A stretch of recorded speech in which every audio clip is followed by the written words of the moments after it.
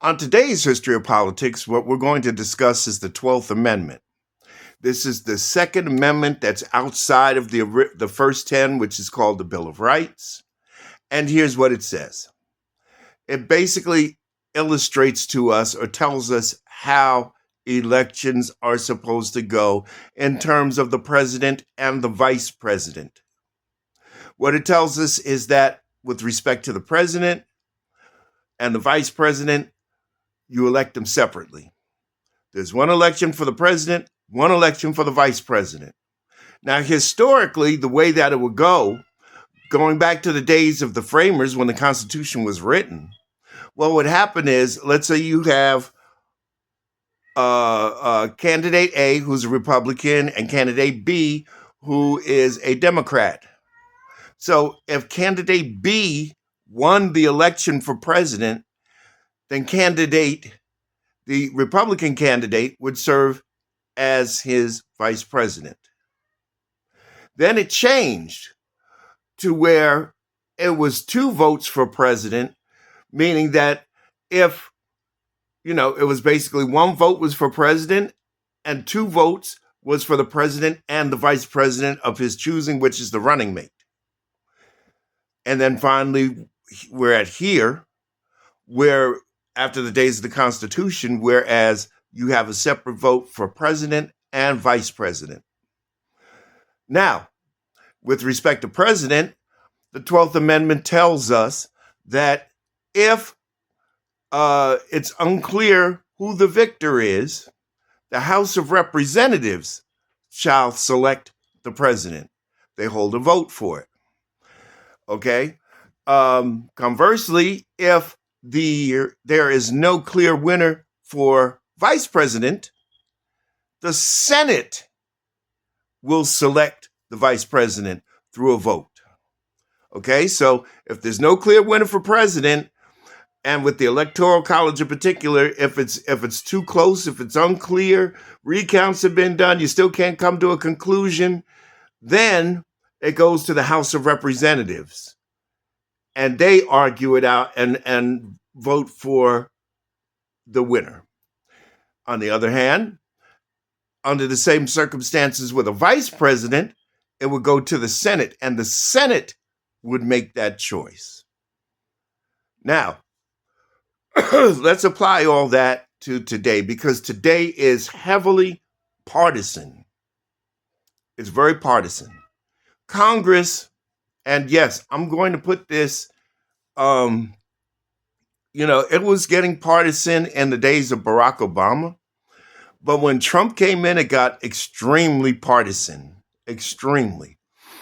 A lot of that has to do with Trump. A lot of it has to do with Mitch McConnell, the former Senate Majority Leader, longtime Senate Majority Leader, and now the Senate Minority Leader at one point. And now he's preparing to retire after, 83 years?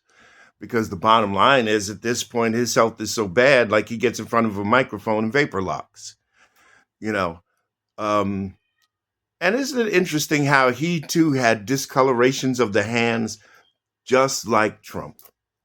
Interesting.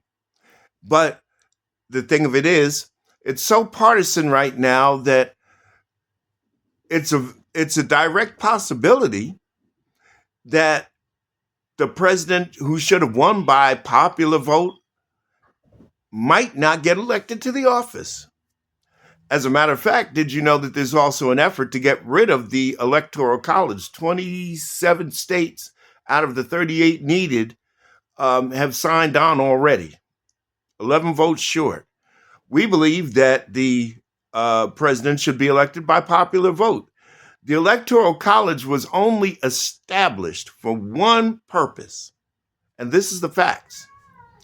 The Electoral College was established because the Southern voters weren't getting a voice, an equal voice. That was their complaint, and here's why. The slaves could not vote. And they were the majority of the population in the South. So what was happening is that where you had freedmen in the North and everybody's voting in the North, only a small percentage in the South was voting because the other percentage, which was the slaves, could not vote. So the Electoral College was established to kind of level the playing field. But slavery is over. It's been over for 200 something years, going on 300 years now.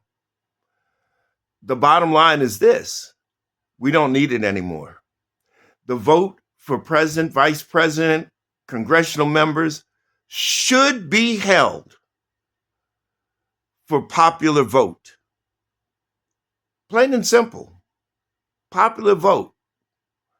As well, and this would be in an ideal world, there should be term limits. The Senate needs to be term limited. A senator should be limited to 3 terms. In the House, they should be limited to 6 terms. I'm sorry, not 6, 9 terms. That comes out to 18 because the House is 2 years per term. So that would give you 9 terms to be reelected. There should be a mandatory retirement, and that includes the Supreme Court of 70. And we should not be electing anybody for president whose birthday, in other words, if they're not sworn in by the age of 65, you can't even run. Why? Because there's no constitutional requirement that you have to have X amount of political experience to run for president or any of the offices I mentioned. We need to keep having fresh faces, and not just from the upper echelon, but we need average American people like yourself and myself in these offices because we're connected to the heartbeat of America, the pulse of America. We know what it's like out here. They don't. Not to mention, after a certain age, there's the inherent health issues that come up. Look at Trump yesterday trying to walk down the red carpet. He couldn't walk a straight line for nothing. Look at those cankles of his, which is indicative. I don't care what they said about CVI. I've talked to medical experts on this, and that's not CVI. That's congestive heart failure.